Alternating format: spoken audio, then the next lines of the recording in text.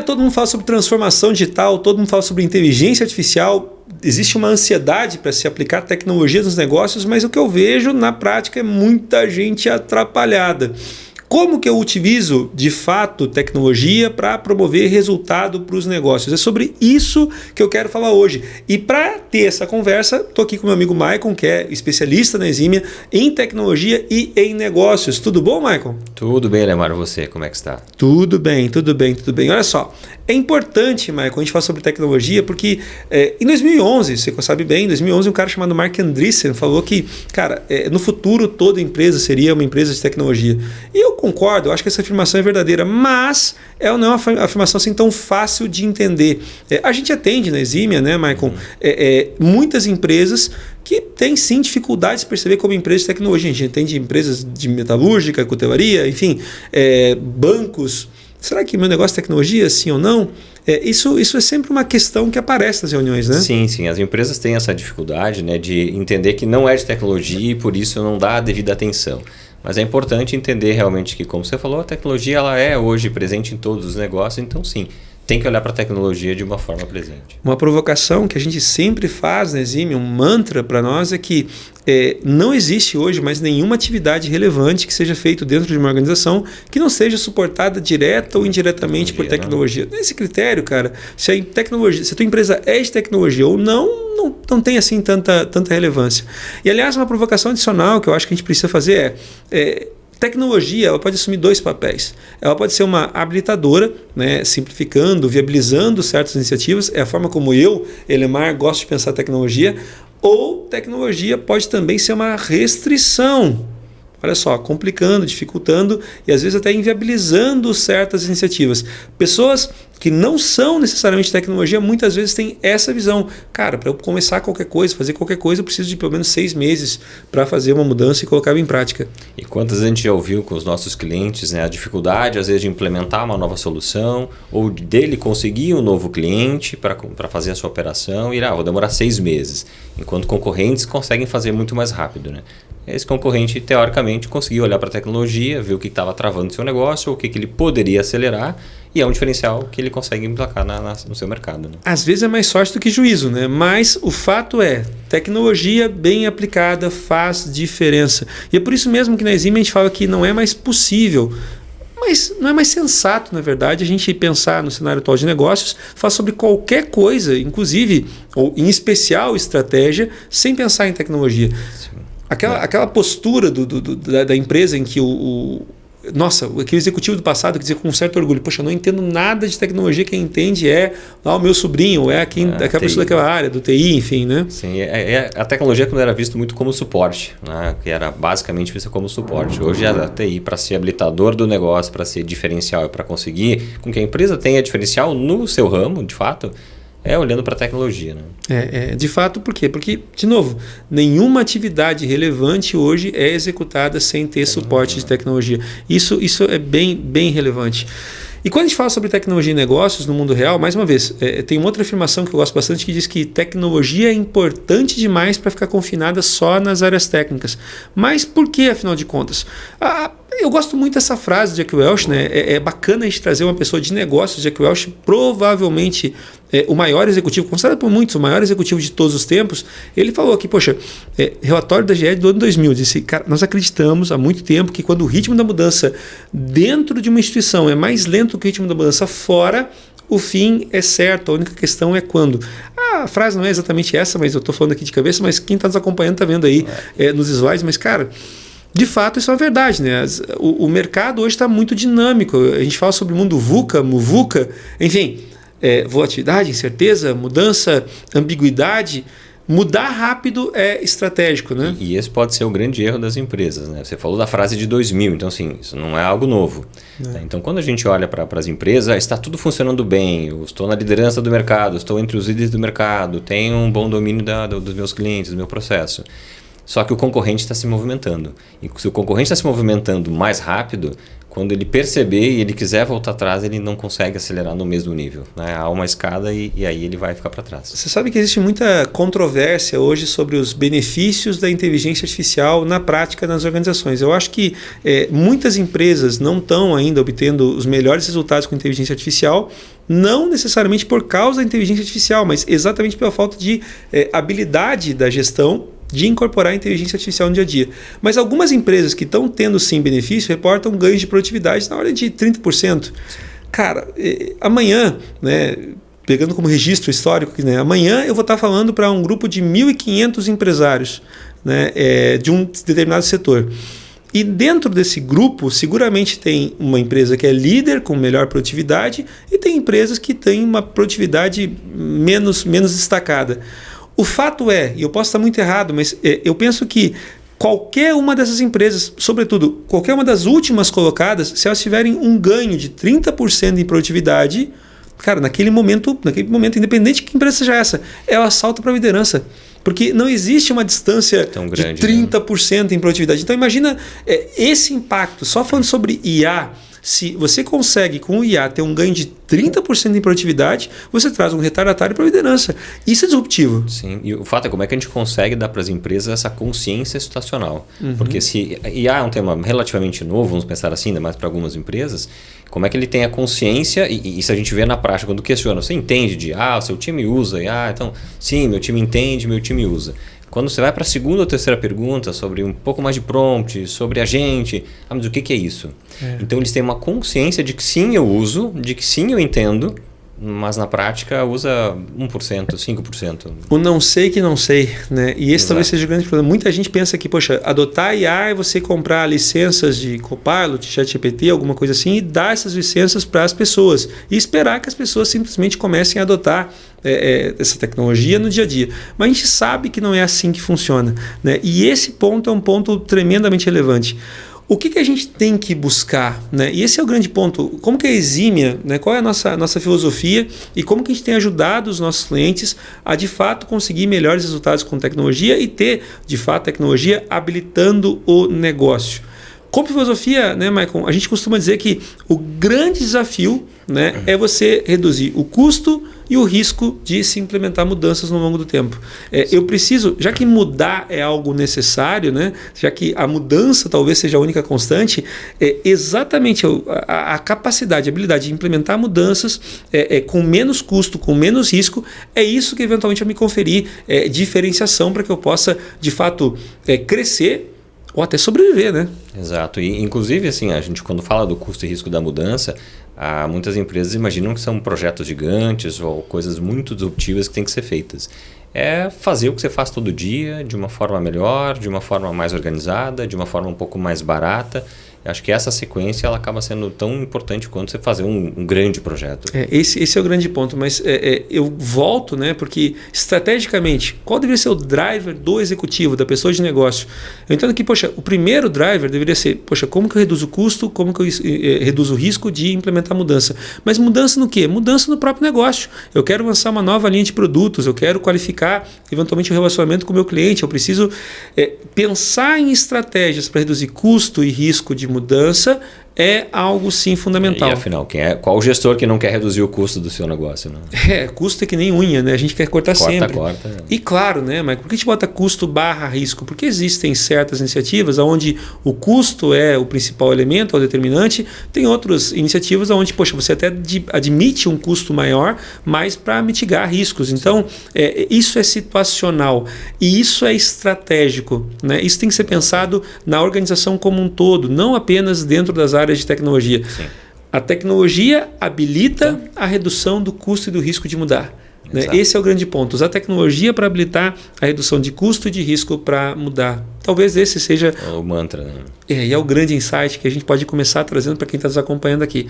Agora, de novo, você destacou muito bem antes, mas como que eu faço isso na prática? Né? Porque, de novo, a intencionalidade é clara. Poxa, reduzir custo e risco. Quem não quer reduzir custo, quem não quer mitigar risco? Embaixo. Todo mundo quer. Mas como que você faz isso na prática?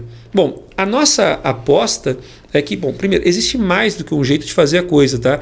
Mas uma forma segura e que funciona bem para praticamente qualquer negócio é buscando formas mais baratas, mais fáceis de fazer aquilo que eu faço todos os dias. Se eu tornar aquilo que eu faço todos os dias mais barato, mais fácil, potencialmente eu reduzo o custo, eu reduzo o risco de implementar mudanças. E você consegue fazer um processo que é de familiarização também, né? Então, em vez de ter algo estruturado, algo grande que você vai demorar para fazer e demorar para colher os frutos, é como eu consigo trazer a familiarização de tecnologia para o negócio, como eu consigo ver que aquilo tem um ganho para a empresa e acelerar esse movimento. Porque no final do dia a gente precisa promover quick wins também, né? Para poder ter esse balanço, né? A estratégia, o Peter Drucker falava sobre isso. Poxa, você precisa ter uma visão bifocal, precisa olhar no curto prazo, né, ter consciência do resultado de agora, mas também ter uma visão de longo prazo. Eu preciso enxergar esses dois horizontes. Sim. Agora, é muito difícil você fazer gestão só olhando o longo prazo, sem dar atenção para o curto prazo, porque aí sim você pode perder um bocado de oportunidade, fica difícil. E muitas vezes esses custos eu te diria que eles até estão escondidos, né? Porque você tem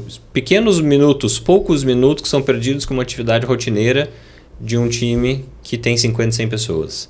Então, quando você bota exponencialmente todas as pessoas trabalhando diariamente, fazendo o mesmo processo repetitivo, então você tem uma otimização do custo. Isso sem falar de uma melhor automatação do processo, sem falar que você vai ter uma saída muito melhor. Não são 100 pessoas escrevendo algo de uma conversa com o cliente, que porventura vai escrever do seu jeito, com o seu português, no seu formato de saída. Então você consegue ainda padronizar esse processo. Né? O exemplo que você está trazendo para mim aqui, pelo que eu entendi, é de um dos nossos clientes, inclusive, que tem um call center, certo? Isso. Então, nesse call center, boa parte do trabalho poxa, eu preciso conversar com o cliente, via contato telefônico, geralmente.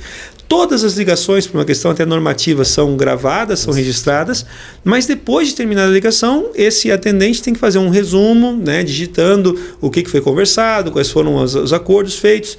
Hoje em dia, em tempos de inteligência artificial, cara, se todas as ligações são gravadas, eu consigo gerar transcrição para todas as ligações. Então, consequentemente, eu poderia, no lugar de ocupar 50% das pessoas preenchendo campos em um sistema, eu poderia fazer com que um agente de inteligência artificial executasse esse trabalho, por exemplo, é isso? Sim, exatamente. Né? E aí, muitas pessoas ainda têm a preocupação com emprego, trabalho, que você vai para uma outra esfera que a gente não vai entrar aqui, né? Mas você consegue otimizar e fazer mais negócios. E fazer negócios melhores. Eu acho que esse é o grande norte. Né? Eu acho que o grande ponto, Michael, é entender aonde que você ganha o jogo. Né? Então, por exemplo, pensando no caso do call center, mais uma vez como referência, cara, para ganhar o jogo, eu preciso ter um bom contato com o meu cliente. Então, mesmo que eventualmente eu não tenha um aumento na quantidade de ligações, ou um aumento significativo, eu vou ter algumas, digamos que não seja dobrar o número de ligações, eu vou conseguir fazer com que o meu atendente esteja mais concentrado em fazer o que importa, que é conversar com o cliente, né? Com a garantia de que preencher o sistema, que é algo que é relevante também, vai ser feito de maneira assertiva e principalmente padronizada. Né? Eu vou ter menos esforço de treinamento em tarefas que de fato não estão agregando valor. Sim. E consegue concentrar os esforços onde de fato vai ganhar valor e ter um diferencial para a empresa naquele processo. Né? Um dos grandes pontos, né, Michael, é que nós, seres humanos, historicamente nós criamos ferramentas. Né? Nós somos criadores de ferramentas. E eu acho que a inteligência artificial, não só a inteligência artificial, mas outros recursos de tecnologia, aqui óbvio, a gente tem que falar sobre IA porque é o grande tema do momento, mas existe uma série de oportunidades, de frentes que nos permitem fazer um trabalho mais qualificado, habilitando mexer sim lá na última linha. Daqui no final do dia, é como você mede o sucesso da empresa. Eu sempre falo que os resultados, os indicadores financeiros, eles demonstram se a empresa está indo bem ou está indo mal. Falam sobre a saúde do próprio negócio. Então, esse ponto é um ponto importante. Aqui, né, a gente está falando hoje sobre transformação digital, mas esse quadro aqui é um quadro que eu gostaria de destacar um pouco mais. Eu falo sobre momentos, né, momentos históricos de como que tecnologia era percebida dentro das organizações. É importante que esse quadro, toda vez que a gente mostrou, não teve um momento que alguém não pegou o celular para tirar uma foto, porque ele acho que consegue conceituar bem essa denominação de evolução aqui. Então, você que está nos acompanhando, daqui a pouco prepara o print, né? Ou então entre em contato com a gente que a gente compartilha essa apresentação com você, não tem problema nenhum. Mas olha só, durante muito tempo, Michael, tecnologia foi subordinada à visão financeira da organização. O que significa isso na prática? Significava que até bem pouco tempo atrás, quem respondia no board pela área de tecnologia era o CFO, era o cara das finanças, né? E naturalmente, né, o CFO, como se espera dele, ele passa a perceber então tecnologia como custo, e custo, mais uma vez, é que nem unha. Você corta sempre. Então, consequentemente, o que o CFO usava como estratégia mais comum no passado? Poxa, vamos fazer outsourcing, vamos tentar buscar alguém, um bom prestador que consiga nos oferecer um serviço com boa eficiência. Para quê? Para cortar custos. Esse foi o primeiro movimento. Sim. Depois a gente teve um segundo momento. Qual foi o segundo momento? Poxa, vamos tirar a tecnologia debaixo do CFO e vamos colocar debaixo do cara de operações. Né? E quem o cara de operações está olhando? O cara está olhando o retorno do investimento. Poxa, o que ele está buscando também? Cara, eu quero economia de escala. O que a gente percebe em empresas que ainda vivem esse momento, que percebem tecnologia como asset?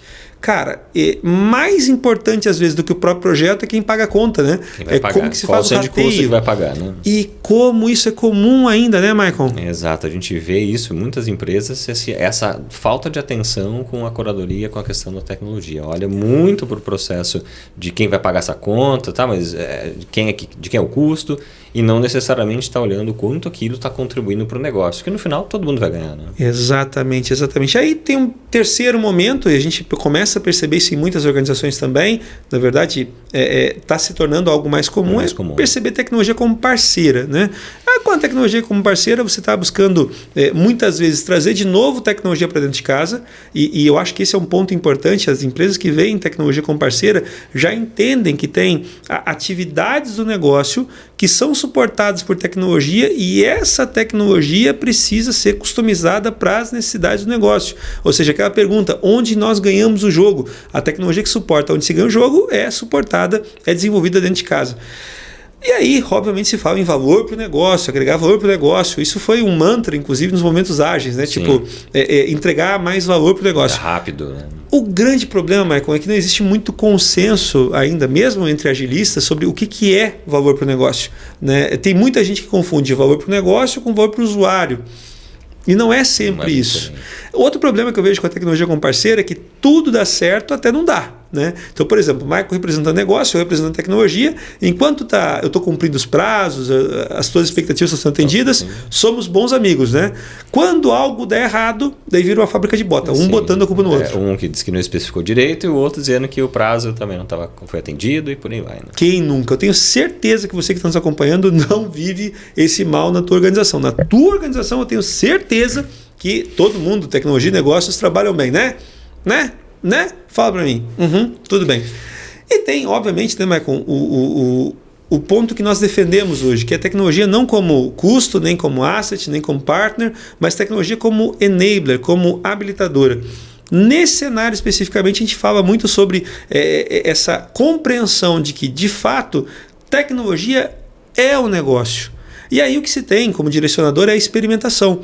E geralmente nessas empresas você já entende que quem tecnologia responde é para o próprio CEO. Ou seja, o principal executivo entende que ele é o guardião da tecnologia. Ele precisa cuidar de tecnologia e coloca a tecnologia no mesmo pé do CFO, da finança, do cara de operações. Ou seja, você tem essa visão mais unificada, que eu entendo que é o jeito certo, né, de você ver tecnologia. A pandemia, a própria questão da IA sendo muito fortalecida recentemente, aceleraram esse movimento em muitas empresas.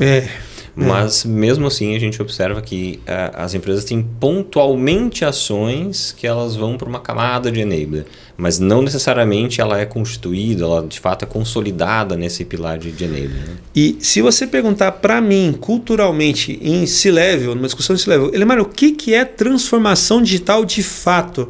Eu vou dizer que o processo de transformação digital, você transforma digitalmente uma empresa quando você deixa de perceber tecnologia como custo, deixa de perceber como asset, deixa de ver como partner, como parceira, e passa a perceber tecnologia como enabler. A transformação digital é essa jornada. Para algumas empresas, essa transformação é algo mais tranquilo, porque já tem a tecnologia como parceira ou como asset. Para outras, poxa, essa jornada é mais íngreme, mais difícil. Existem muitas grandes organizações onde tecnologia ainda é percebida como custo. No Brasil, dentre os clientes da Exime, enfim, grandes empresas, ainda se percebe muito tecnologia como custo ou como asset. Ainda são poucas empresas que estão tratando tecnologia como partner e também, menos ainda, empresas que estão vendo como enabler. Então, eu acho que, na minha visão, tá, a jornada para a transformação digital ainda é algo bastante demandado, né, e nem tanto executado, né? Quem fala sobre estamos fazendo transformação digital muitas vezes está usando um rótulo certo para coisa errada. Eu acho que essa consciência ela é muito importante, né? Então, se você olhar comparativo à sua empresa, pode ser que historicamente ela evoluiu, mas ela ainda está num pilar que não seria o adequado, digamos, para os tempos atuais, para o mercado. Então, é importante, de alguma certa forma, fazer esse comparativo, ter essa consciência de fato, poxa, onde é que eu posso ir, qual é o todo da transformação digital, qual é a minha evolução e onde é que eu estou hoje. Tendo essa consciência te permite tomar as ações, colocar em planejamento para evoluir. E é interessante, Michael, conectando com estratégia, né, essa visão de SWOT, mais uma vez, né, forças, fraquezas, oportunidades e ameaças. Cara, se você olha para dentro de casa para perceber o ritmo da mudança dentro de casa, você está falando sobre força e fraqueza. Você pode estar mais forte do que estava outro dia. O grande ponto é você estar forte o suficiente, porque minha leitura de SWOT, tá? Quando a tua força encontra uma fraqueza da concorrência, você faz nascer uma oportunidade. Quando uma fraqueza tua encontra uma força do teu concorrente, você faz nascer uma ameaça, né? Então, essa análise situacional, ela não pode, de forma nenhuma, ficar confinada à própria organização. E outro ponto importante, né, Michael? Cada vez mais a gente tem percebido uma dinâmica acontecendo aqui. No passado, né, era suficiente você ser somente melhor do que o teu concorrente. Sim. Hoje em dia tem muita gente concorrendo pela carteira do teu cliente, né? O teu concorrente, numa visão mais ampla, não é somente aquela empresa que está atuando no mesmo setor que você, né? Mas quem está competindo pela carteira. Então, poxa, não basta eu ser mais forte do que meu concorrente direto, eu tenho que considerar o mercado que está cada vez mais dinâmico, o mercado de plataforma, enfim, conversa que vai muito longe. Cada dia tem novos entrantes no mercado ou, como você disse, correndo com a carteira. Então, assim, acaba que você não tem mais o teu concorrente direto dentro do teu segmento. Expandiu para muitos outros mercados. Esse é um ponto. A gente está cada vez mais em uma economia de plataforma, né? A gente está falando muito de marketplace, a gente está falando muito de ecossistema. O fornecedor de produto hoje, ele quase se transforma num fornecedor de commodity. E esse ponto é um ponto importante, né? Poxa, essa visão de produto, quem só fornece produto sendo alguém que está fornecendo commodity, essa pessoa perde competitividade ou perde pelo menos poder de barganha, o que torna estrategicamente a empresa ameaçada. Exato. Faz sentido? Faz muito sentido. Muito bom, muito bom. E aqui fica um convite para você que está nos acompanhando, tá? Se você acha que aquilo que a gente está dizendo faz sentido, que bom, comenta, né? Deixa os comentários aqui nesse vídeo. Se você não concorda com o que a gente está apresentando, fala para a gente também. A gente vai ter um prazer gigantesco em te ignorar? Não. A gente vai ouvir a tua opinião, a gente vai tentar conversar e tentar responder. Por que não gerar outros vídeos falando mais sobre esse tema aqui também, né, Michael? E é muito importante, porque a gente está trazendo uma visão que ela já é consolidada de anos de experiência, de trabalhos, mas ninguém acaba sendo dono da verdade. Tem alguns pontos quando a gente conversa com as pessoas que é importante esclarecer qual é a nossa visão e quando a gente consegue colocar essa consciência, de fato as pessoas, poxa, não tinham essa percepção. E isso abre bastante o jogo, né? Eu entendo, né, Michael, que o momento certo para você buscar uma consultoria é quando você começa a esgotar as tuas capacidades dentro de casa. Você já não consegue mais atingir os teus resultados, você percebe que está deixando dinheiro na mesa, né? E, cara, você já não tem mais ideia do que fazer para conseguir buscar esse dinheiro. Um dos valores da consultoria é exatamente isso, trazer conhecimento, inteligência instantânea, né? A gente acaba consolidando, por exemplo, em esquemas como esse, visões que ajudam a entender melhor o que está acontecendo. Tenho certeza que algumas pessoas que estão nos acompanhando eventualmente reconheceram as suas organizações aqui. Poxa, na minha empresa de tecnologia responde para o CFO. Poxa, de fato é realmente sobre custo. Outros estão dizendo, poxa, cara, realmente é o COO que está mandando e aqui se fala muito sobre rateio. Enfim, tenho certeza que quem está nos acompanhando se enxergou de alguma forma aqui. E se não se enxergou, não tem problema, tá? Faz a gente saber. Vai ser um prazer gigantesco te ajudar a entender melhor esse cenário. Bora avançar? Vamos lá. Muito bem. Vou falar um pouquinho sobre panorama de transformação digital, Michael, porque assim, mais uma vez, transformação digital é uma daquelas etiquetas que todo mundo começou a utilizar. E eu entendo que existe aí uma série de margem para interpretação, né? A tua empresa tem um bom processo de transformação digital? Muitas dizem que sim, mas baseado em que critérios? Que projetos são considerados de transformação digital efetivamente? Aqui a gente traz mais uma vez um framework, né, para tentar ajudar as pessoas a enquadrar suas iniciativas e entender essas iniciativas. Primeira coisa que é importante destacar aqui é essa visão de que projetos de transformação digital invariavelmente são estruturantes. O que significa um projeto estruturante na prática? Tá? Um projeto estruturante é aquele que não vai tratar de resolver um problema pontualmente, mas é preparar a empresa para resolver um tipo de problema. Impressionante, né, Maicon? Como nas organizações você vê, às vezes, uma predominância em cobrir os incêndios do dia a dia e não necessariamente em preparar a empresa para não sofrer com novos incêndios, né? É isso que tu falou antes, né? As empresas acabam tocando o seu dia a dia, a sua operação e com as suas demandas, com os seus problemas que acontecem e acabam muitas vezes esquecendo de olhar o que é estruturante. Então, assim, é olhar para um planejamento estratégico, pensar, poxa, o quanto eu tenho de ações que eu preciso evoluir, que eu preciso desenvolver, que de fato eu preciso tornar a empresa melhor. É aquilo que a gente falou um pouquinho antes, né? Se eu não estou medindo, conseguindo fazer evoluções dentro da minha companhia, se eu estou só fazendo mais do mesmo, que esse mesmo esteja ok no ponto atual, mas eu não estou olhando para desenvolvimento, você vai ter um problema lá na frente. E aqui também tem outra dica importante, né? Quando a gente fala sobre projetos estruturantes, a gente também ajuda a entender quem é responsável por esses projetos dentro das organizações. De maneira geral, projetos estruturantes são geralmente responsabilidade da alta gestão. Então você tem uma diretoria, você tem algo associado à estratégia. Se assume que a gestão média ou a baixa gestão mais operacional, essas sejam mais ocupadas com resolver os problemas do dia a dia. Agora, quem se ocupa do estruturante? Bom, esse povo que se ocupa do estruturante são os diretores, né? Pelo menos é eles que puxam, né, ou melhor, pisam no acelerador para que a coisa de fato aconteça, né? E esse contexto ele é muito importante, né? Porque se está alocado em pessoas erradas, elas podem não ter a força adequada para poder desenvolver um projeto estruturante, porque você vai demandar mais áreas, mais envolvimento, às vezes um prazo um pouco mais alongado de algumas coisas. Porque não prédio também, né? O prédio é prazo, mas é um prazo um pouco mais alongado e isso, se não tiver a força para acontecer, ela pode parar no meio do caminho, né? Demandas de investimento, até porque existem as famosas leis de Larman, né, que falam que as empresas tendem a continuar fazendo as coisas do jeito como sempre fizeram. Então, imagina, a gente está falando sobre inteligência artificial antes, a gente está falando sobre uma mudança pesada na cultura da empresa, a gente está falando eventualmente sobre a rotina de trabalho, percepção de risco. Poxa, imagina quem está trabalhando no call center recebendo a notícia de que a partir de agora não vai mais fazer os apontamentos dos atendimentos, por exemplo. Isso pode gerar uma insegurança danada. Então, eu preciso mobilizar a área de pessoas, eu preciso olhar também investimentos, porque eu estou contratando serviços de terceiros, eu tenho que falar sobre segurança da informação, porque, poxa, eu vou estar trabalhando com transcrição, eu vou estar utilizando serviço remoto, serviço local. Não são decisões que uma gestão média consegue efetivamente ter autonomia para executar de ponta a ponta. Precisa de um patrocínio executivo, né? E esse impacto ele é importante, né? Então, quando a gente faz alguns trabalhos, é normal envolver a área de RH. E quando você diz, eu preciso conversar com a pessoa de RH, tem algumas pessoas do time que eu quero entender para fazer o processo. E gera um espanto, poxa, mas o RH não está vinculado aqui. Não, mas é importante porque isso mexe na cultura, isso mexe na forma de fazer, isso vai mexer com o brilho das pessoas. Então, é importante sim que o RH esteja num contexto, o RH, as áreas de comunicação, para que a gente consiga ter um melhor resultado e trabalhar em paralelo essas questões vinculadas à tecnologia, mudanças que vão mexer com o comportamento, né? Mas agora que a gente definiu nesse nosso framework, né, esse framework de panorama de transformação digital, que é uma provocação da exímia, é interessante a gente perceber que existem duas naturezas de projetos estruturantes aqui também, tá?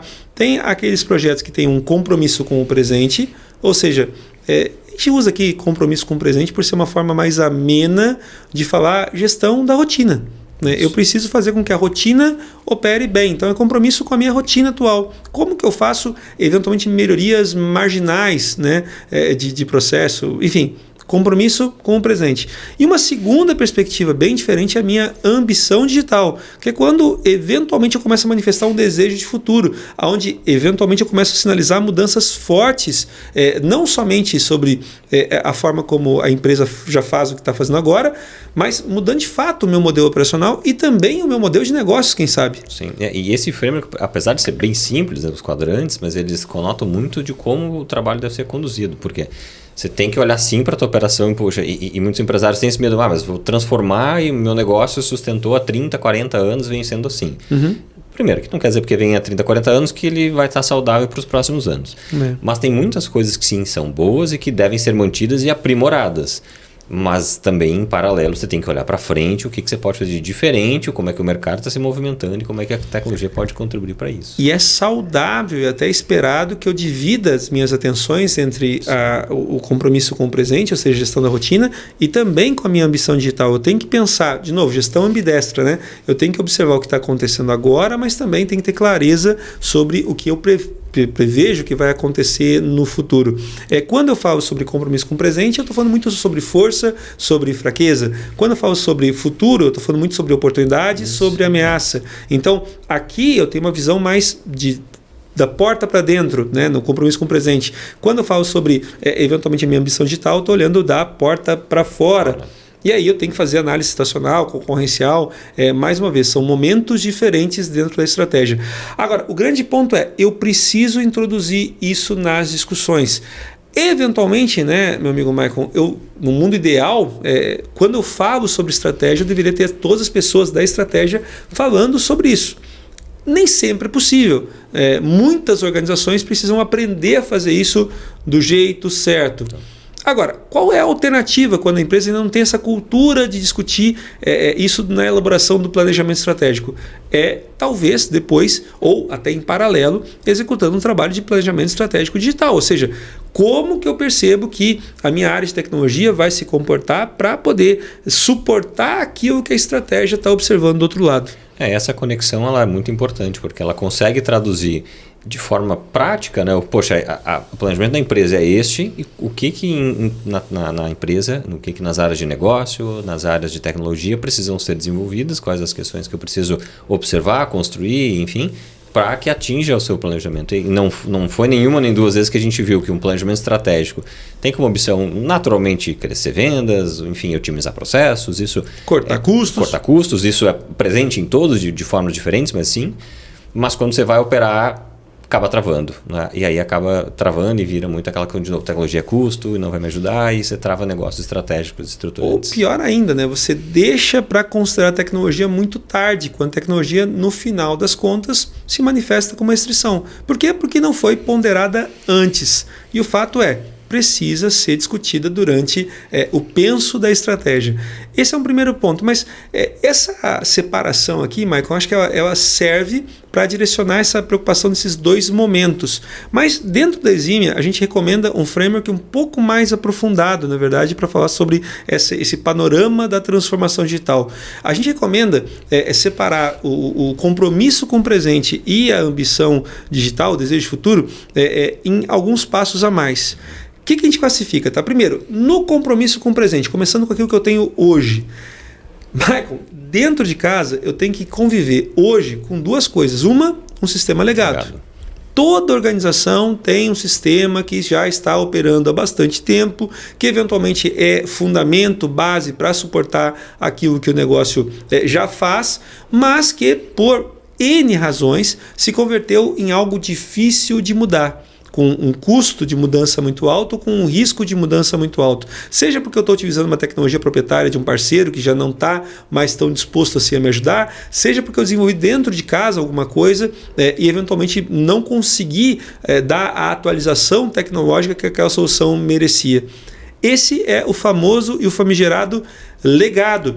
E hoje eu considero o legado, na perspectiva estratégica, como sendo uma das grandes fraquezas em muitas organizações. Eu conheço organizações que de fato não conseguem desenvolver linhas novas de produto, de ofertas para os seus clientes, porque não encontram no legado suporte para poder fazer isso. O legado complica, dificulta, inviabiliza.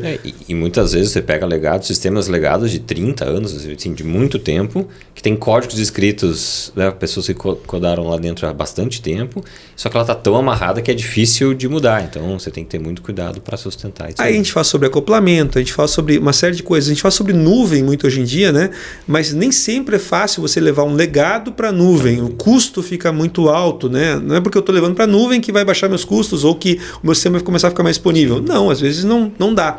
Então, manutenção ou até modernização, a decisão de manter, modernizar, substituir, essa é uma decisão estratégica, mas que está muito associada com o compromisso com o presente. Embora possa ser sim uma grande ameaça para o futuro, afinal de contas é uma fraqueza, né? Ainda assim é algo muito associado com o presente e é uma discussão básica e que a gente vê muita empresa negligenciando. Sem dúvida, sem dúvida. Então, é isso que acaba travando muitos negócios, porque, como você disse, é difícil de mudar. E o fato de ser difícil, de ser custoso, poxa, não vou mexer com isso aqui. Então, vou começar a mexer com outras coisas. E não necessariamente numa escala de priorização, as outras eram prioridades. Elas podem ser mais fáceis, mas com retorno menor. E acaba deixando, e quando vê, fica um pacote tão difícil de alterar, né? Outra coisa associada com compromisso com o presente ainda são esses pacotes de continuidade. Ou seja, coisas associadas a continuar conseguindo performar bem em atividades onde eu já consigo performar bem e onde eu não estou necessariamente ainda com um legado.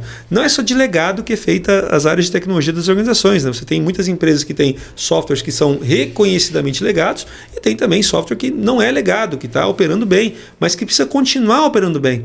Essa continuidade, essa sustentação é aqui também um desafio importante, né? E que as conexões com novas ferramentas, com sistemas legados, cada vez ficam mais pesadas também. Exato, né? Exato. Então, poxa, atualização de versão, eu tenho eventualmente a integração com novas soluções.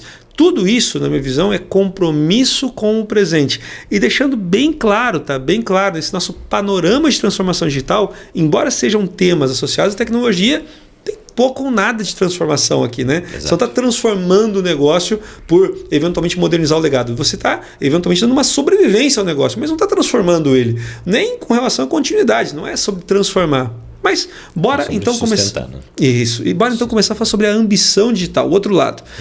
Existe também outros cenários, que é os cenários onde a gente está buscando digitalização. O que é digitalização? Eu buscar ter dentro de tecnologia suporte, amparo para as atividades que eu preciso executar. Aí, nesse esforço de digitalização, sim, a gente começa a perceber dinheiro novo, né, Michael? A gente começa a falar sobre, eventualmente, ou redução de custo, né? Ou, quem sabe, até ampliação de receita. Esse movimento, e todos os dias, esse é outro ponto importante, tá? Todos os dias surgem novas oportunidades de digitalização. Né? Todos os dias, coisas que até outro dia podiam somente ser feitas por pessoas e contra processos manuais, essas atividades podem ser digitalizadas. E eu acho que isso traz à tona o que a gente tem falado, né? Que não adianta fazer um processo longo, porque se a gente for fazer um projeto de 6 meses, de 1 ano, que vai utilizar IA, muito provável a IA daqui a 1 ano vai ser muito diferente do que é hoje. Né? Então você tem que fazer processos rápidos, que te deem ganhos rápidos, e que mexe na tua operação. O que todo dia que você faz repetidamente você consegue automatizar, melhorar, otimizar o processo. Então. E aqui está a ênfase da digitalização. Quando a gente fala sobre tornar mais fácil, mais barato aquilo que é feito todo dia, ou a gente está falando sobre continuidade, ou a gente está falando sobre esses esforços de digitalização. Ponto importante, tá? Existe o pessoal da Singularity. A Singularity é uma grande instituição respeitada por falar sobre tecnologia. Eles dizem que tudo que pode ser digitalizado vai ser. Né? É questão de tempo. É quando, né? Não é quando, vai ser. Quer dizer, é quando. É quando. Caramba, quando vai ser, né? Quando vai ser?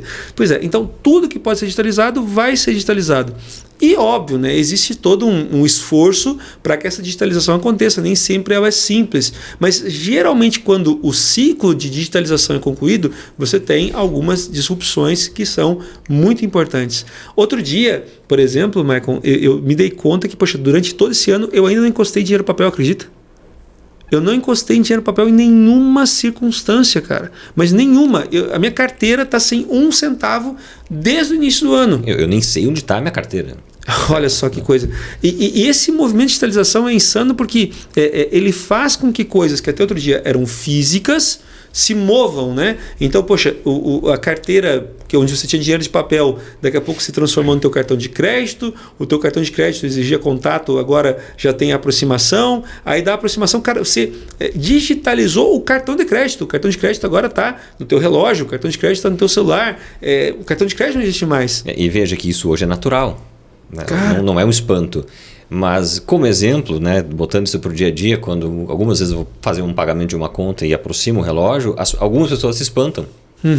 Então, assim, voltando para cá para os negócios, então quando a gente fala de uma digitalização, de um processo que vai usar IA, nossa, isso é um espanto, parece que não vai funcionar, tem medo com risco, com medo de risco, de isso vai, enfim, os dados não vão estar seguros, então tem muitas preocupações ainda, o que faz que as empresas acabam segurando esses movimentos. Óbvio, nós sabemos que alguns esforços de digitalização fazem aparecer, né, ou tornar evidentes alguns probleminhas, né, de estrutura. Mas, por exemplo, no Brasil, documentação de carro, identidade, CPF, tudo isso já é digital, né? Você não tem mais a emissão.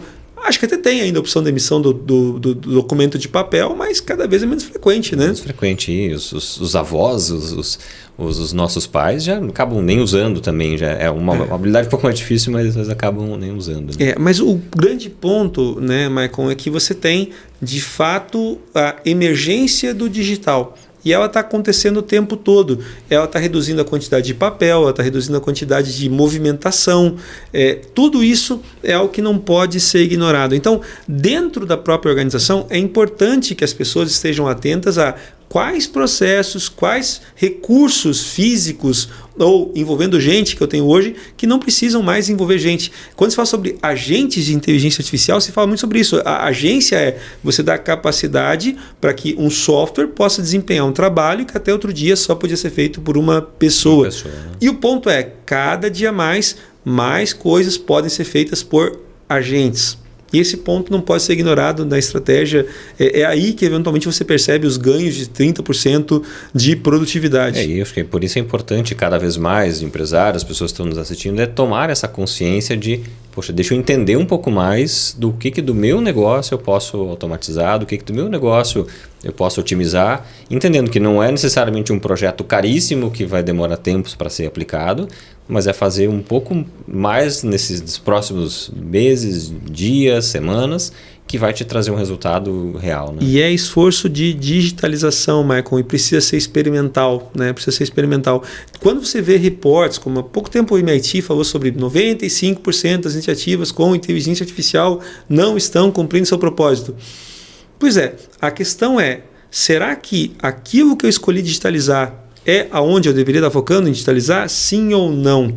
E tem um ponto que eu acho que é muito importante, que às vezes essas empresas querem digitalizar, a gente vai atuar como consultoria, fazer um processo, mas quando você vê, o processo não está bom.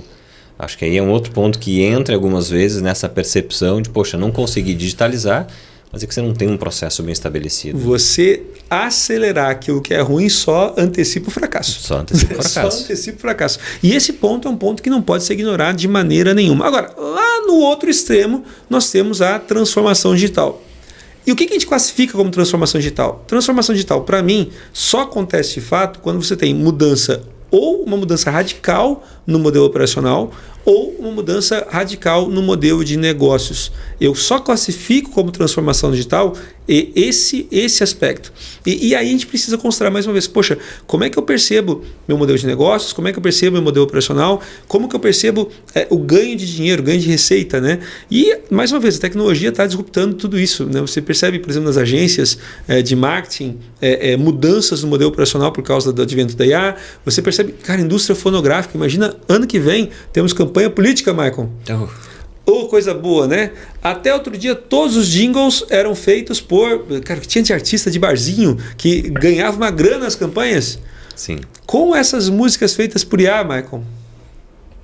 Vai mudar muito o cenário dessas pessoas, né? E esse ponto é um ponto importante. Então, primeiro, cara, esse recurso, que era um recurso que custava dinheiro, com a digitalização, poxa, a digitalização faz essa coisa de achatar a competição, né? A digitalização coloca todo mundo já não meio é mais que... um diferencial, né? Não é, mas só que não é diferencial, mas vira fundamento, né? Vira fundamento. E esse ponto é um ponto importante. Bom, mas Michael, a gente tem aqui uma escala e esse aqui é um movimento, a gente explode, mais ou menos, percebe, a gente evoluiu de um modelo onde a gente fala sobre compromisso com o presente e ambição digital, a gente separou em 2 quadros, desses 2 quadros em 4, né, para falar sobre manutenção de legado, continuidade, digitalização, transformação digital, mas indo um pouco mais longe, a gente montou aqui um contínuo, né, de transformação digital, tentando classificar as coisas como menos transformacionais ou mais transformacionais.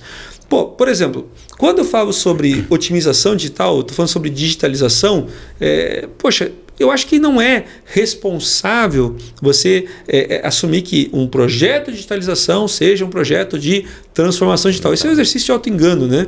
Mas não é que a digitalização não seja necessária. Em muitos casos, no curto prazo, vai ser onde você vai conseguir mais receita, você vai conseguir pagar as contas com projetos de digitalização. Agora, para o longo prazo, essa fonte não é suficiente. Existem aqui outras oportunidades que a gente consegue classificar. Primeiro, o que vai ser um projeto que é mais transformacional? Primeiro, além da própria otimização, quando você consegue gerar receitas novas conectadas, receitas adjacentes, ou seja, o que eu consigo produzir de valor novo a partir de recursos digitais. Ou seja, eu estou mexendo lá na receita, lá no modelo operacional e já começo a beliscar um pouquinho também no modelo de negócios. Né? Esse nosso modelo traz uma jornada que ela é bem interessante. Né? Você consegue ver de fato uma evolução. Como você disse, não é porque eu não devo fazer desde o início, é entender qual é o seu momento, qual é o momento que a empresa está, para justamente, poxa, o que eu vou ter um real ganho agora? Se uma empresa não está fazendo nem a digitalização, querer ir para algo muito disruptivo pode ser um impeditivo.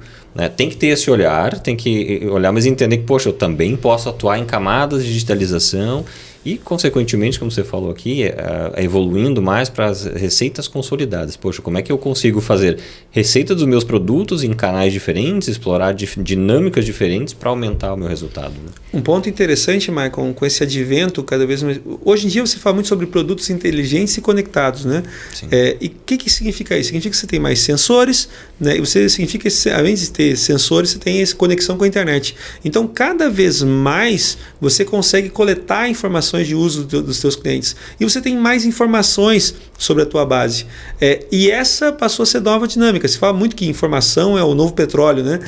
E eu concordo com isso. Então, ter esses recursos te dá a condição de você ter uma venda desses ativos digitais, dos teus sistemas, dos teus processos, das tuas informações, porque isso vai ser base para você poder otimizar outros processos no ecossistema maior. Ou seja, a digitalização, o uso de tecnologia te habilita a participar de um mundo cada vez mais platafórmico, né? Cada vez mais fala de plataforma do que necessariamente do fornecimento de um produto isoladamente. E quantos exemplos de lojas pequenas que vendiam apenas na sua região, que exploravam o seu comércio local e que estão potencializando o seu negócio, explorando as redes sociais, explorando vendas via outros varejos, enfim. Né? Se consegue também, né, Michael, coletar mais informações sobre o uso, né, dos seus próprios produtos, a partir de recursos digitais. Poxa, vamos voltar ao caso do call center. Né?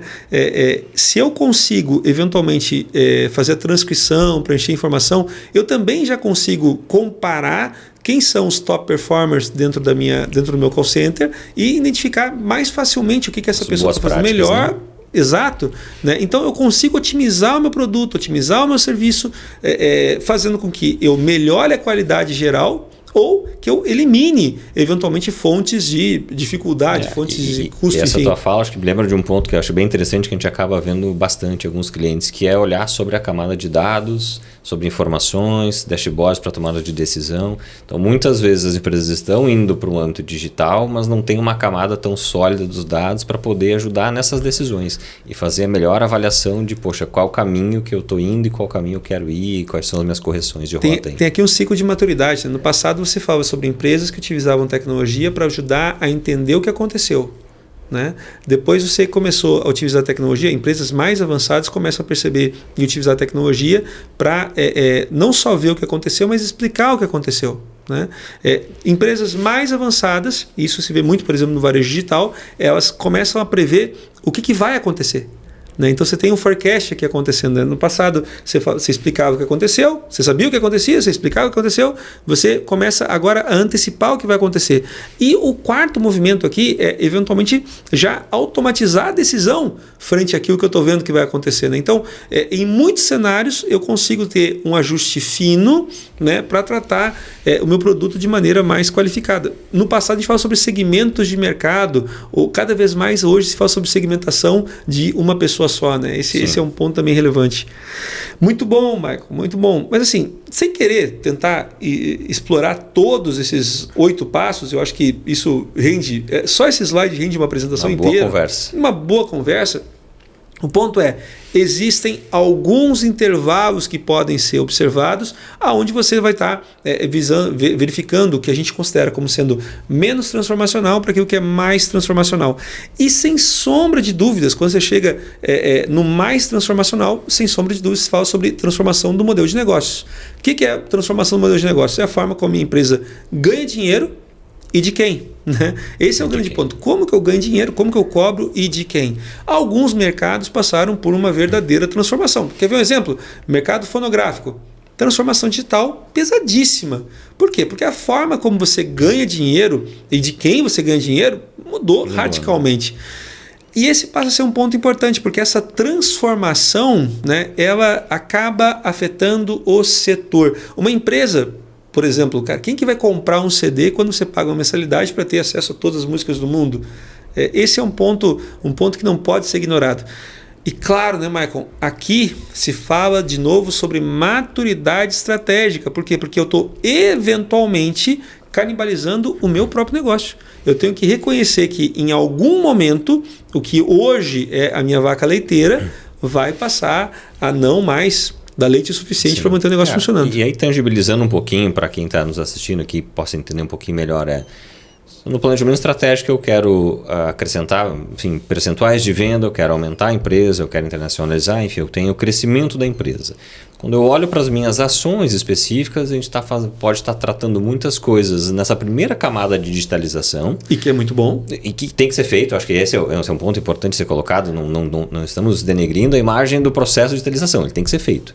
Mas se eu só estou fazendo isso, ele não vai necessariamente me trazer uma receita adicional, não vai proporcionar através dessas ações uma receita tão grande quanto eu tenho de expectativa. O pior, né, Michael, eu posso acabar sem perceber, né, destacando e reforçando forças que hoje são relevantes, mas que não vão ser relevantes no futuro. Também. E que vão acabar evidenciando fraquezas. Ou seja, eu não vou estar vivendo uma ameaça imediata, mas eu vou estar vivendo uma ameaça que vai estar chegando para mim em algum ponto aí no meu processo. Então, esse entendimento é um entendimento fundamental. E aí a nossa recomendação, né, Michael, é que você tenha uma visão equilibrada. Né? Poxa, eu preciso identificar aonde que eu tenho que lidar com o legado, aonde que eventualmente eu tenho que pensar na minha continuidade. Isso talvez seja até mais tático do que estratégico.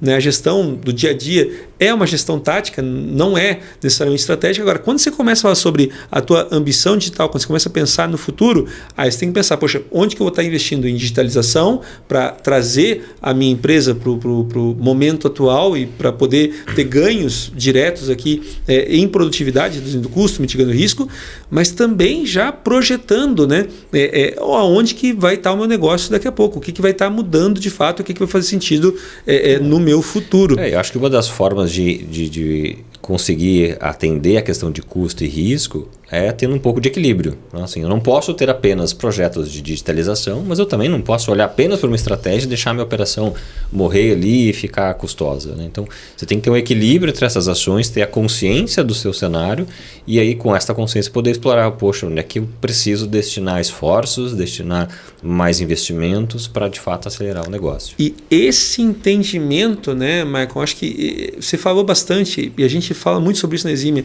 esse ganho dessa consciência situacional, como que eu estou hoje, né? Esse ganho de consciência é fundamental para que eu possa tomar decisões de maneira efetiva. Assertiva, né? Cara, antes de fazer qualquer coisa, tenta ganhar consciência onde você está. Então, a proposta da Exímia, nossa metodologia, para quem já nos conhece, para quem trabalha com a gente, vamos ver aonde que você está. Vamos tentar entender da tua distribuição de iniciativas, quanto você tem de manutenção de legado, quanto que você tem eventualmente aqui com relação à continuidade, quanto que você tem com relação à digitalização e o que você tem que já se aproxima mais de transformação digital. A McKinsey falou há muitos anos, ela fala há muitos anos sobre a necessidade de você pensar nos seus 3 horizontes, né? Então, horizonte 1, horizonte 2, horizonte 3. Cara, a continuidade essencialmente fala sobre o horizonte 1. Eu tenho que hoje continuar sendo eficiente, eu tenho que trazer digitalização também para o horizonte 1.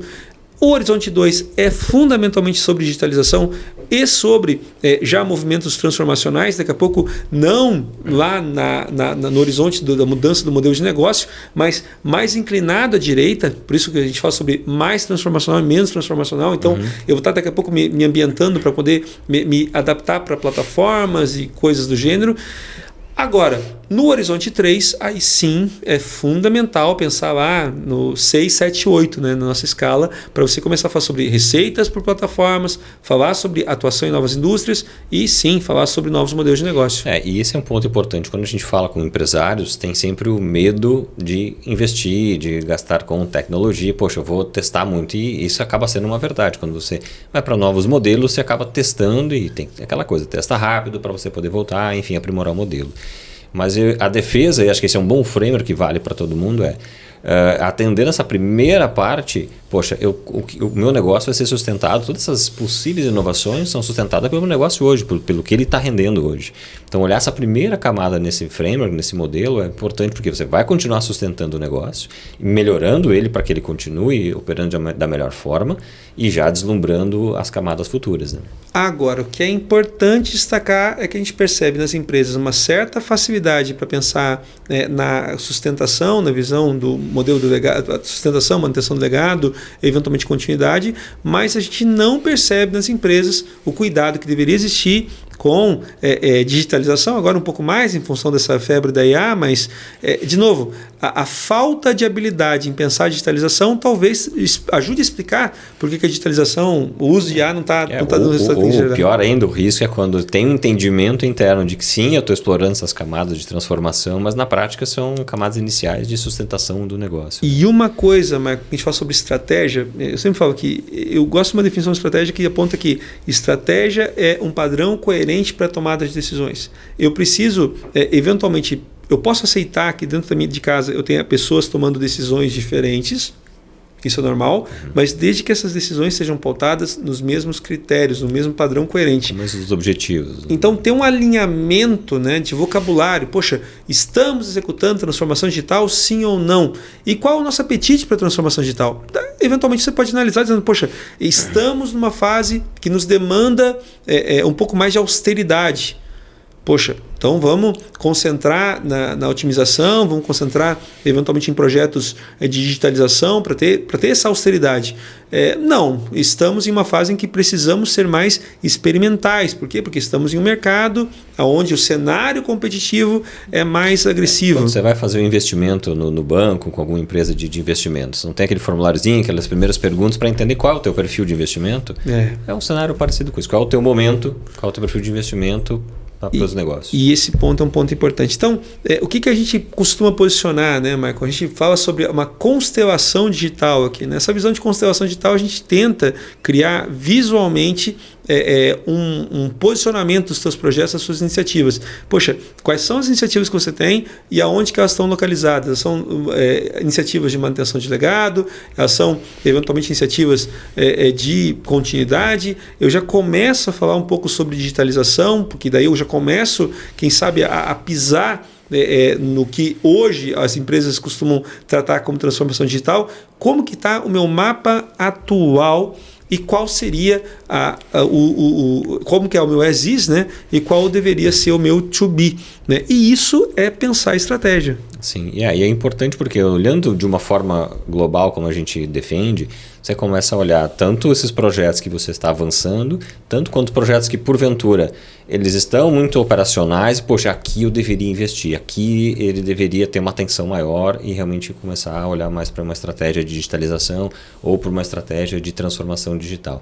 Então, entendendo o seu negócio, o que muda. E esse panorama, nossa constelação, você enxerga às vezes ações que não estão com nenhum tipo de projeto, nenhum olhar. E aí também tem o risco. Então ele te dá toda a conotação do cenário atual, do que você deve fazer e para onde você está caminhando. Né? Qual o teu perfil, onde que você está e onde que você quer chegar. Mais uma vez, não existe, né, Michael, tudo é muito particular, né? Cada empresa vive o seu momento, o cenário competitivo, condições de investimento, tudo é muito particular e é fundamental que quem fale sobre tecnologia não assuma de forma ingênua que o caminho é aumentar investimentos, que tem que pisar no acelerador para poder fazer algo mais transformacional.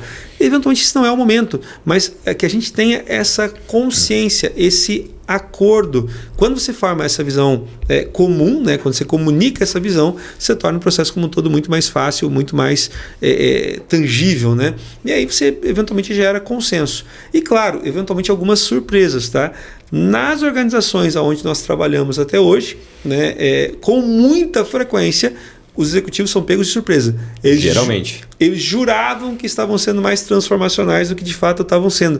O que se revela também, Michael, uma coisa muito boa, porque mostra que existe uma oportunidade de geração de valor muito maior do que aquela era percebido, né? Exatamente, muito além daquele movimento de estratégia, de revisão simples que implica em qual vai ser o nosso orçamento, vamos ter orçamento base zero, qual vamos economizar, qual vai ser a redução de custos. Tudo isso continua sendo importante. Mas não dá mais para falar sobre isso sem falar sobre tecnologia, cara. Porque acaba ficando muito desconectado. A gente passou muitas experiências de fazer esse processo de avaliação, de orçamento, cada área defende o seu. E isso tem que acontecer de uma certa forma, mas se isoladamente a gente faz essas conexões e acaba indo demandado só porque a área B, a área C pediu algumas ações e aí a TI vai atender, enfim, você não acaba olhando exatamente para o teu planejamento estratégico e não tem essa visão um pouco mais holística, um pouco mais global do todo. E é importante mencionar que a gente vem falando muito sobre planejamento aqui nesse mapa, na constelação, que ele vai conectar as ações aqui, elas obrigatoriamente vão ser apontamentos que a gente vai fazer vinculados ao planejamento estratégico. Você está me dizendo que a tua visão é essa, mas as tuas ações não estão exatamente no caminho do que você está pretendendo ir pela estratégia. Exatamente. Talk as you walk, walk as you talk, né? com combinação. Então, isso aqui é uma ferramenta visual, né? É parte do framework da Eximia para ajudar as empresas a fazer com que a tecnologia seja habilitadora. Como? Percebendo a importância de reduzir o custo e o risco de fazer mudança. Por que a gente fala sobre risco, por exemplo? Uma grande concentração de projetos transformacionais revela um risco.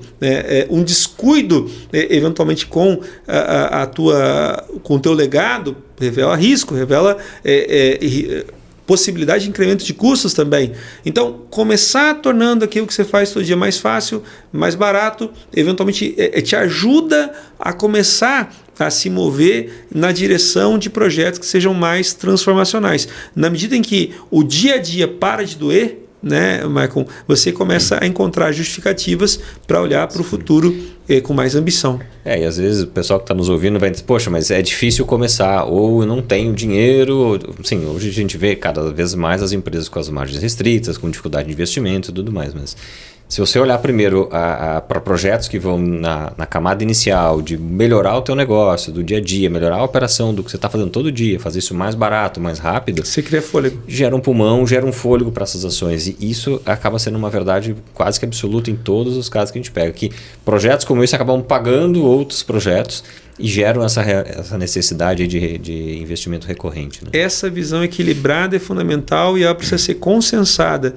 dentro da área de tecnologia e também pelo pessoal de negócios. Né? Não é sobre olhar somente no curto prazo, não é só olhar só para o longo prazo, é ter essa visão bifocal, que é a essência do que o mestre Peter Drucker ensinava, essa gestão ambidestra, gestão bifocal, para você poder ter mais solidez para poder avançar.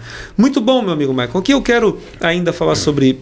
teria muito mais para a gente falar. Eu vou pegar esse quadro especificamente e vou deixar ele para um próximo ponto. Isso aqui fala sobre como você consegue introduzir elementos chaves para trazer essa inovação digital e, óbvio, a gente já começa a falar sobre inteligência artificial, a gente já começa sobre métricas. De novo, tá? Qual é o primeiro passo para você conseguir avançar em qualquer projeto de estratégia? É tendo boas métricas. O Falcone ensina, né, que muitos gestores entendem que sabem definir boas métricas e boas metas. Só que não, né? E algo que nós na Exime estamos trabalhando bastante para ajudar é, cara, como que você mensura inovação, como você mensura esses projetos para exatamente perceber se esse ROI vai acontecer e quando, né? Esse ponto é um ponto fundamental. Mas aqui a gente não vai ter muito tempo para tratar, a técnica já está fazendo sinal para a gente que acabou o tempo. A gente tem que respeitar o tempo da técnica, né? Mas fica o convite para quem está nos acompanhando para continuar essa discussão. Eu acho que essa habilidade de conseguir fazer a conexão entre tecnologia e negócio, como a gente falou no começo, não são dois mundos separados. Cada vez mais é o mesmo mundo que tem que estar conectado, que tem que falar a mesma língua e a gente consegue ajudar com isso. E aí a gente conecta com o que a gente falou lá no início, né? Não é ver tecnologia como custo, porque custo é que nem unha, você corta sempre. Não é ver tecnologia como asset, porque aí você começa a falar sobre quem paga a conta, como é que é feito o rateio. Não é ver tecnologia como parceira, porque... E você vê muitos discursos, né? Nossa, tecnologia, parceiro, negócio.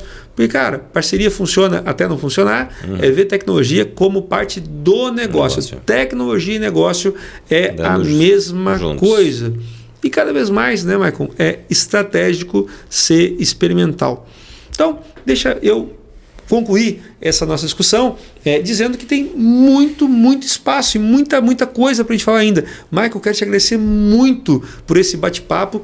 Eu sempre aprendo quando eu falo contigo e eu tenho certeza que quem eventualmente nos acompanhou até aqui também percebeu aqui algum valor. Eu espero que sim. Esperamos ter ajudado, né? Bastante. Hein? Ajudado, atrapalhado, enfim. Mas se ficaram questões, fica aqui o convite, cara. Se você tem dúvidas, deixa aqui nos comentários. Outra dica, se você entende que outras pessoas precisariam ouvir esse bate-papo, por que não compartilhar esse conteúdo, né, Michael? É sempre bom. Manda para outras pessoas da empresa, cara. Fica livre. Olha só, o conteúdo foi produzido para você com muito carinho. Além disso, se você não é inscrito nesse canal, o que está esperando? Te inscreve, se não ativou as notificações, ativa. Isso não vai ser importante só para a gente, né, Michael? Isso vai ser importante para que o YouTube saiba que conteúdo apresentar para você. Se você curtir esse vídeo, se você eventualmente compartilhar também, o YouTube sabe que você considera isso importante e vai colocar mais dele na tua timeline. Qualificar o teu tempo é importante. Mas enfim, quero agradecer muito a atenção.